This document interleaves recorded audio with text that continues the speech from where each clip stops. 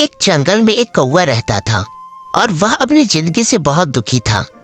वह जब भी जंगल में घूमता तो दूसरे पक्षियों को भी देखता था और उन्हें देखकर उसे लगता कि उसका रंग बहुत काला है और यही उसके दुख का असली कारण था।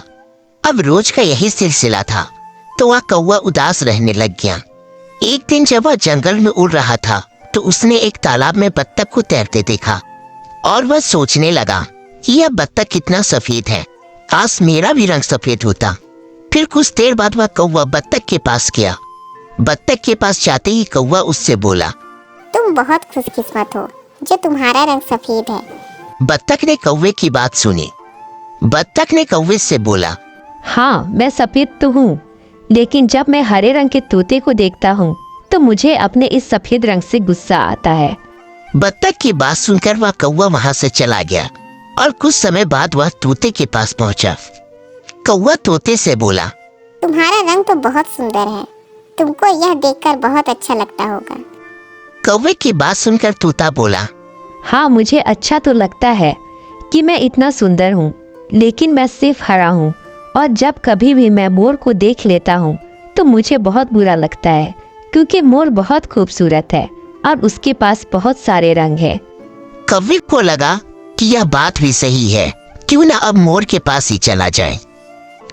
वह कौवा जंगल में मोर को ढूंढने लगा, किंतु उसे मोर नहीं मिला।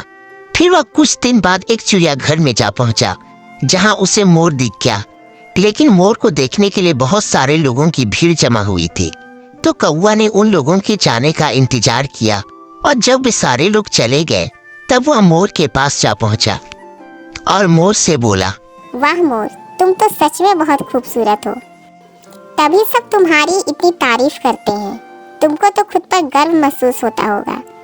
कौवे की बात सुनकर मोर बड़े दुख के साथ बोला, तुम्हारी बात बिल्कुल ठीक है, पर मेरे अलावा इस दुनिया में कोई और दूसरा खूबसूरत पक्षी नहीं है, इसलिए मैं यहाँ चिड़ियाघर में कैद हूँ। यहाँ पर सब मेरी रखवाली करते हैं, जिस कारण मैं कहीं भी नहीं जा सकता और मन के मुताबिक कुछ भी नहीं कर सकता। मैं भी काश तुम्हारी तरह कौवा होता तो मुझे भी कोई कैद करके नहीं रखता और मैं भी हमेशा तुम्हारी तरह खुले आसमान में जहाँ चाहूँ वहाँ घूमता रहता, पर एक मोर के लिए यह सब मुमकिन नहीं। कौवे ने मोर की सारी बातें सुनी और फिर वह वहां से चला गया और सारी बात समझ गया। उसे इस बात का एहसास हो गया था कि सिर्फ वो ही नहीं बल्कि हर कोई उसी की तरह दुखी और परेशान है।